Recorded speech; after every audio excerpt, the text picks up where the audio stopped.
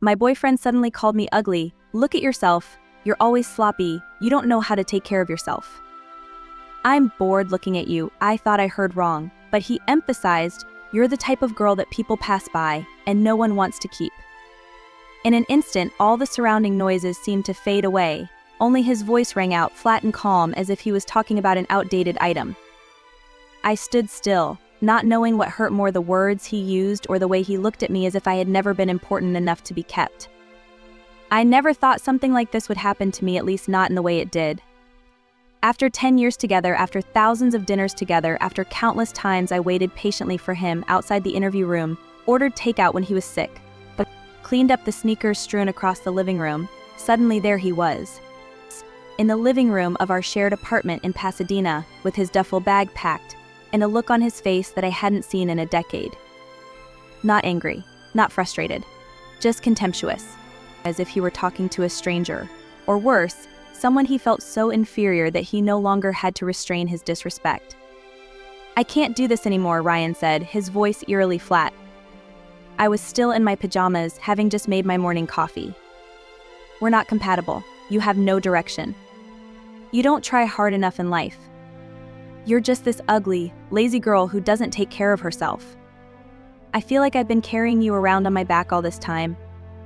I was stunned, not by the words but by the way he said them so clearly, so decisively, as if he'd rehearsed them 100 times in front of a mirror. I asked him what he was saying, if this was some kind of weird joke. Ryan just shrugged and said he'd thought about it, that he wanted a woman who had purpose, who knew how to stay in shape, who would motivate him instead of bring him down. Then he dropped a name, Chloe. It wasn't familiar, but it immediately gave me an uneasy feeling. I'd heard him mention her once, very casually, as someone in his morning F45 class who he said had a lot of positive energy. He said Chloe was young, ambitious, a fitness influencer who was developing her own channel. She cares about herself. She knows what she wants. And most importantly, she doesn't embarrass you every time you introduce her to your friends. Those words didn't cut me like a knife, but like a cold wave that washed over me from head to toe. Numb, paralyzed. I didn't cry. I just looked at him, trying to make sense of what had just happened. Every memory in my mind, from him burying his head in my lap when he got fired from the company, up to the sleepless nights he'd spent stressing out over presentations, played through like a movie in reverse, ending with a single image, him standing there, or picking up his bag and walking out the door. Not once looking back. I don't remember exactly what we said during that argument. I just remember asking, what about what we built? What about what you sacrificed for me? And he just smiled faintly and said, you didn't sacrifice anything. You just existed. It's like an abandoned item in this apartment. I don't know what hurt more, the harsh words, or the way he said them as if they were no big deal. Then he said he'd found a new apartment in downtown LA, a high-end one, suitable for his and Chloe's new lifestyle. I watched him pack his things, his watch collection, his expensive sneakers, and the coffee maker I'd bought him last Christmas, and one by one, they disappeared from the space we'd once called home. When the door closed behind him, I was still standing there holding my now cold coffee, feeling as if all the air had been sucked out of me. I didn't know what was worse, the fact that he'd left me for someone else, or the fact that he'd done it as if I were worthless. It's at first. I didn't believe it. I thought he was confused, stressed out by work, or having some sort of midlife crisis that would make him say such cruel things. But the more I sat there, the more I pieced together the past few months. And I realized that perhaps the most terrible thing wasn't his sudden breakup, but the fact that I hadn't realized he'd been gone for a long time. He just hadn't said it yet. The signs of betrayal began to appear as clearly as someone turning on a flashlight in a dark room I had purposely ignored. About 8 months ago, Ryan began to change. He signed up for F45, woke up at 5 every morning, and came home with protein shakes and the smell of unshowered sweat.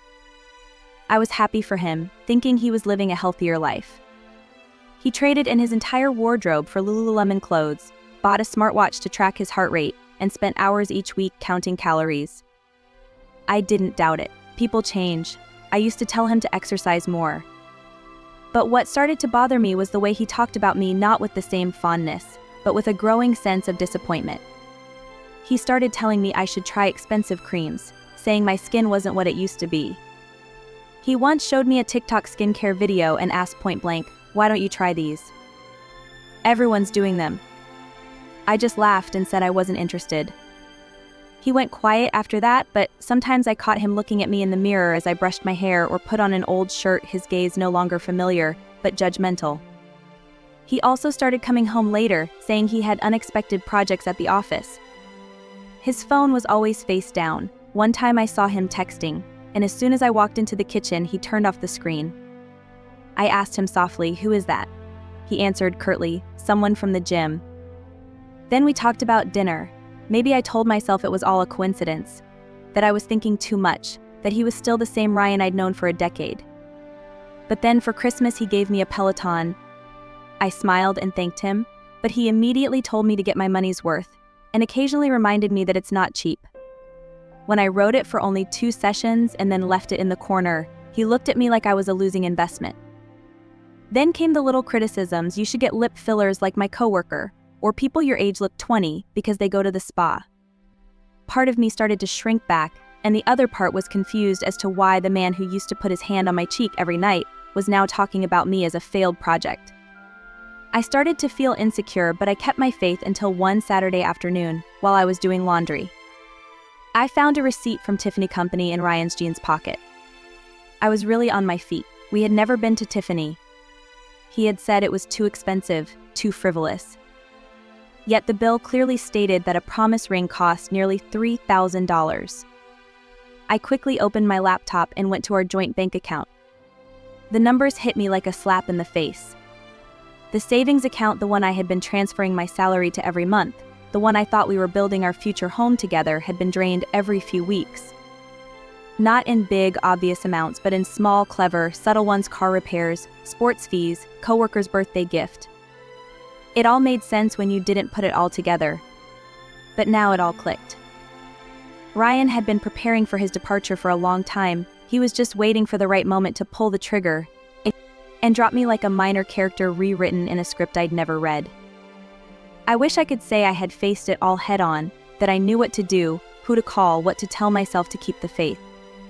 But the truth was, looking at my nearly empty savings account and the Tiffany bill sitting silently on my desk, I didn't know where to start. I called Ryan that night. Not to beg, not to blame, but simply because I needed to hear him confirm my suspicions. He didn't seem flustered. Not at all. In fact, he seemed to have been waiting for that call. "You finally found out," he said, without a trace of guilt. "I was going to tell you this at the weekend, but now that you know, it's better to stop pretending." Then he told me not to make a fuss, that everything had been set up properly. I was silent when he said that, as if this were a business meeting and I was a partner who had been eliminated from the project because I was no longer of any use. He told me to be grateful that he hadn't abandoned me long ago. That I had nothing special, no direction. Just clinging to him like a shadow that refused to step into the light. He told me to look at myself, what had changed over the years. Was there anything I could do without his help? I could barely breathe as he continued, "You wouldn't last a week without me. You can't manage, you can't be independent. You can't even call a plumber yourself. I need you, but you don't need me anymore." I tried to keep my voice even, asking if he had taken our savings to buy Chloe a ring. He smiled, as blandly as if I had just asked him if he had eaten breakfast.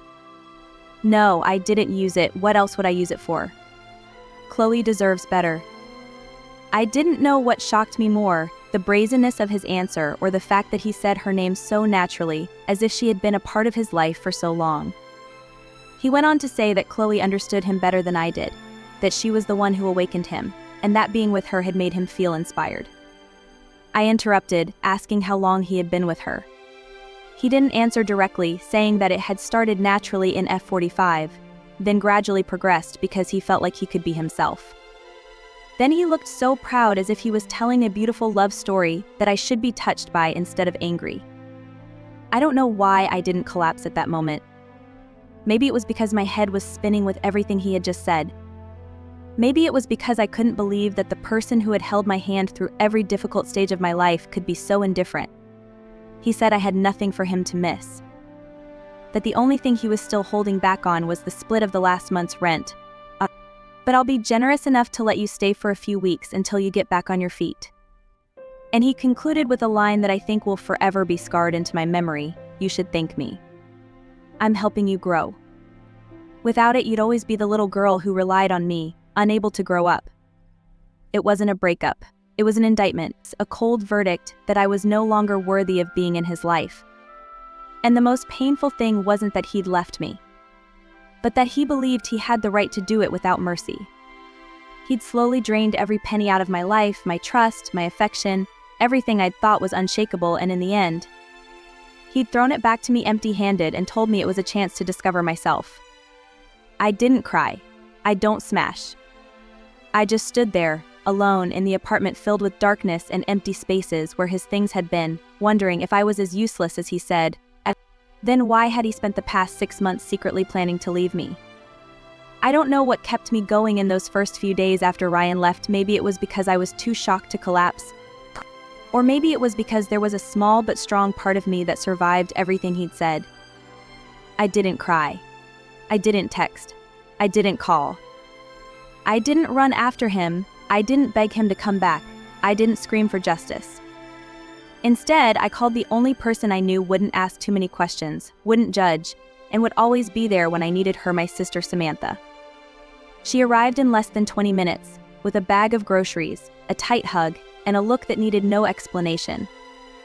I sat on the floor, surrounded by Ryan's clothes, and told her everything, from the Tiffany bill to the times he told me I didn't know how to use Netflix.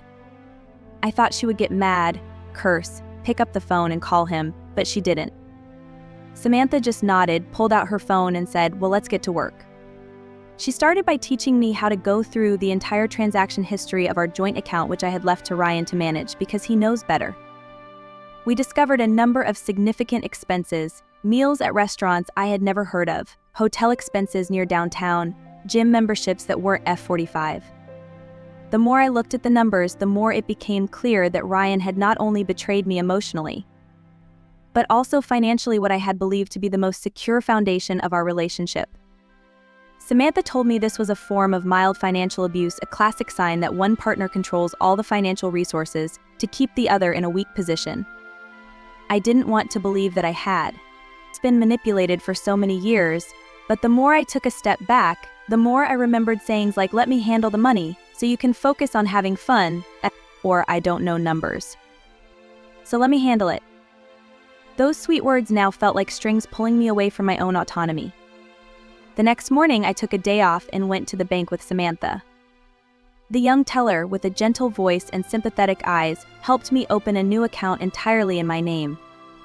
She showed me how to transfer my company's salary to the new account, how to use an app to control my spending, and how to freeze the joint account so Ryan couldn't continue to withdraw money. In a single morning, I did what Ryan had always said I didn't have the brains to do. I also called my credit card company, froze all the cards linked to my name, and started transferring essential services like electricity, internet, and streaming to my personal information. That night, I sat down with Samantha in the living room, now empty, of Ryan and the items he'd taken with him, and began compiling a detailed list: unreasonable expenses, suspicious bills, evidence of his personal use of the joint money. I created a folder on my laptop called Plan B, not because I had ever had a plan, but because I now understood that I was writing a new life from scratch.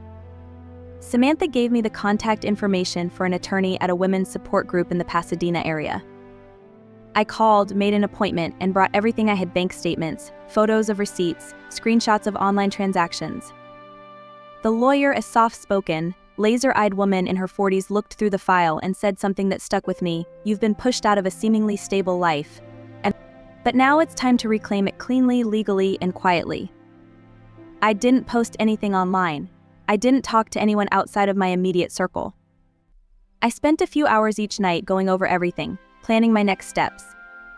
I even wrote out a timeline of Ryan's suspicious behavior over the past year. I no longer wanted to be the victim in this story. If he'd been planning to leave me for half a year, I was going to spend the other half preparing a proper farewell for him in the eyes of a woman he'd once called ugly and useless, but who never imagined would become the greatest threat to his false self-confidence. I don't know the exact moment when things started to fall apart for Ryan, But I remember clearly the day I realized that I didn't have to do anything, that his downfall was inevitable, without my prompting, without my intervention, without my keeping quiet and watching. What I did was prepare thoroughly, gather evidence, file papers, work with lawyers, and the truth took care of the rest. The news of Ryan's firing came to me in the simplest way. An acquaintance in the same industry sent me a 3-word message that said, "Finally." When I asked, they told me to check Ryan's LinkedIn. His account was gone. I later heard from a trusted source that the company had launched an internal investigation into possible fraudulent expense reports. The lavish meals, the high-end hotels in Chloe's neighborhood, even the gym membership, all of it was listed by Ryan under the headings of client communications and project meetings. I don't have to imagine what they were thinking when they compared all that information to his actual work schedule. The company didn't take him to court, but they didn't stay silent either. They withheld his year-end bonus, canceled his health insurance benefits, and updated internal records to say Ryan was no longer eligible for rehire at any branch nationwide. In his corporate world, that was worse than being sued. It was being removed from the network. No one wanted to be associated with someone who had been labeled a liar and a breach of trust. Things weren't much better with Chloe. I don't know exactly when their rift began, but I know exactly when it exploded. One evening, as I lay scrolling through TikTok after a long day, a storytime video popped up on my feed. I almost gasped when I saw Chloe's familiar face, the same ponytail, the same soft voice, but no longer excited. She didn't mention Ryan by name, but the details were clear. The boyfriend who promised to buy her a car but couldn't afford it. The person who claimed to be a CFO but was actually fired. The person who bought a promise ring from a fake Tiffany website and lied about it being an exclusive limited edition. The video quickly went viral among her friends and followers in the Los Angeles area gym scene. I didn't share it. I didn't comment. I just saved the video in my evidence folder, in case I needed it in future legal meetings. Perhaps the most surprising thing to me was that Chloe had been cheated on, too. Not because I felt sorry for her, in fact, I didn't think much about her feelings anymore, but because I realized that Ryan hadn't changed his ways, only his partners. He had never learned to be honest with anyone, not even himself. After that video, things went downhill fast. Ryan was let go of his downtown condo for not being able to pay. The Tesla Model 3 he had been driving, a car he'd rented to look like an influencer boyfriend, was repossessed in the parking lot of a motel. I know this not because I was watching, but because I happened to be in line at a nearby Dunkin' Donuts and saw it being towed away just as I was taking my first sip of coffee. The scene didn't make me gloat or laugh out loud or raise my phone to film. It just made me realize one thing: eventually, the true face always reveals itself when the thin layer of fake makeup begins to fade. Ryan moved into a cheap motel outside the city. A mutual friend accidentally texted me that he was taking a temporary job at a small gym, no contract, no benefits. He started texting old friends, trying to explain, trying to find allies, but no one had the patience to be his moral compass. As for me, I still went to work every day, still picked up my notebook to take notes, still updated my divorce papers, and still planted plants in my small apartment. No need to shout, no need for a stage. Because the downfall of the person who once called me ugly and useless was unfolding on its own like a tragedy that no one needed to direct. I used to think that to recover from such a collapse would require something big, a cinematic moment, a miraculous turnaround, or a new person entering my life with a saving light. But no. My recovery started with ridiculously small things: learning how to download a banking app to my phone, remembering to bring reusable bags when I go grocery shopping, learning that I can make doctor's appointments on time without anyone reminding me. I found a small office job in Glendale, a customer service position at an office equipment distributor. No flash, no big paycheck, no great view from the top floor, but there was a desk, a laptop, a nice group of coworkers, and a manager named David who smiled at me every morning. I learned Excel from scratch, watched every YouTube tutorial, took notes like an elementary school student, and felt a strange sense of joy when my first spreadsheet was praised by my boss as very clean and scientific. It was the first time in years that someone had appreciated me without any strings attached. I began to reset my entire life as if I were moving into it for the first time. The studio apartment I rented in Burbank wasn't big, just enough for a bed, a small dining table, a few potted plants, and a bookshelf I'd assembled by hand with the help of a 15-minute instructional video. I learned how to fix a clogged sink, reattach a crooked curtain rod, and replace the batteries in an air conditioner remote, things Ryan once said were beyond my ability. In reality, nothing was beyond my ability, I was just never encouraged to do it myself. Every time I completed a small task, I marked it off in a notebook I called my adult notebook. It wasn't a statement to the world, but rather an affirmation to myself. I was growing up on my own terms, without anyone else's guidance. Finances were no longer scary. I used a banking app to track my spending each week, taught myself how to budget, and even learned how to do my taxes with TurboTax, which Ryan had once said was too complicated for me. I transferred all my bills to myself, tracked every payment, and never missed a single deadline. I was surprised to find that I could not only manage, but also enjoy a level of clarity, control, and freedom I had never had before. I lived in a gilded cage, thinking someone was protecting me, when in reality they were just keeping me weak enough to never leave on my own. I started cooking. Not elaborate meals like on TV shows, but simple things: homemade tomato pasta, honey roasted chicken, butternut squash soup. I started with HelloFresh and then slowly created my own flavors. Every time I chopped vegetables, sautéed onions, or poured broth, I remembered Ryan telling me I had no talent in the kitchen, and for the first time, I laughed without bitterness. My kitchen was small, but it was my own space, no one to criticize, no one to control, no one to judge. On weekends, I went to Planet Fitness near my house. I didn't force myself to pursue a perfect body, just to feel like I was moving, breathing, living. I stopped staring at the mirror looking for flaws, stopped comparing myself to girls online. I stopped trying to live up to a standard someone had imposed on me like an invisible sentence.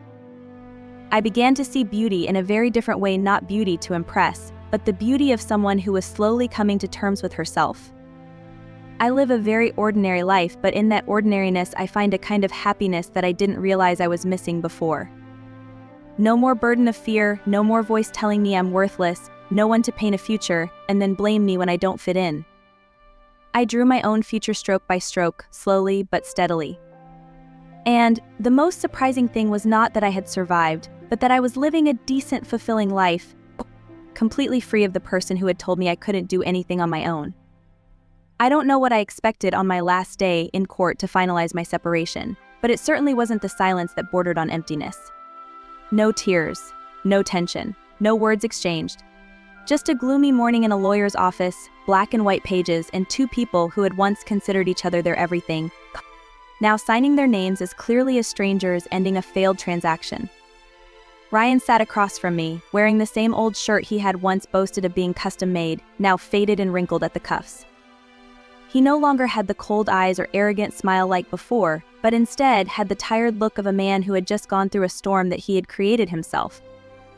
I looked at him one last time, not to despise or pity, but to close a journey that I had gone far enough, long enough, to know that there was no need to return. After the signing, I stopped by a small coffee shop near my workplace, sat in a familiar corner, and ordered my usual latte. While I waited, I opened my banking app, looked at my newly transferred paycheck, and saw my expenses neatly organized in a weekly chart. Everything was clear, transparent, and under my control now. No more vague transfer notifications, no more nameless meeting expenses. I thought of Ryan renting a cramped room in the suburbs, driving an old Honda he'd once dismissed as too ordinary, trying to reconnect with old friends who were ignored, trying to apply for jobs at small companies that were met with suspicion. Chloe had long since left, without a word of goodbye or apology to me, and it didn't matter anymore. Everything from the past receded like an old town in the rearview mirror, faint, distant, and not worth turning back to. I saw his mother once, by chance, on a Saturday afternoon when I was picking out decorative pillows at Target. She stood at the other end of the aisle, holding a stack of plastic boxes, looking hesitant. We saw each other at the same time. I was about to turn away, but she stepped forward. Without a formal preamble, without pretending to have never met her, she simply said, "You did the right thing." I didn't know how to respond, so I nodded, and she added, "Ryan needs to learn to take responsibility. We're not defending him anymore." Then she asked me what color pillow I should buy to match the gray sofa, as if there hadn't been a history of hurt between us.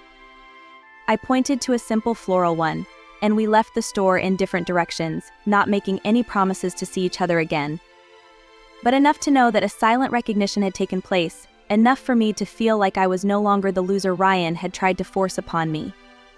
My small apartment was now full. 2 of the 3 potted plants I had were still alive, and I began to enjoy coming home at the end of the day, cooking a simple meal, turning on soft yellow lights, playing some soft jazz, and letting the time pass without fear or self-consciousness. No one considered me a burden. No one told me I was not enough.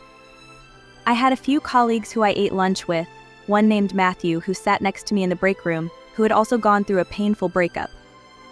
We weren't in a rush to name anything, just 2 normal people sitting together, sharing a moment of unstressed silence. Last week when I stopped by the bank to deposit cash, because I still prefer to do that in person, rather than through an app, the clerk remembered me. She was the one who helped me open a new account that day when my pen was shaking and I couldn't hold my head up. She looked at me, gave me a small smile and said, "You look better." I smiled back without needing to explain. Because it was true. I was okay. And for the first time in years, I wasn't just existing. I was actually living.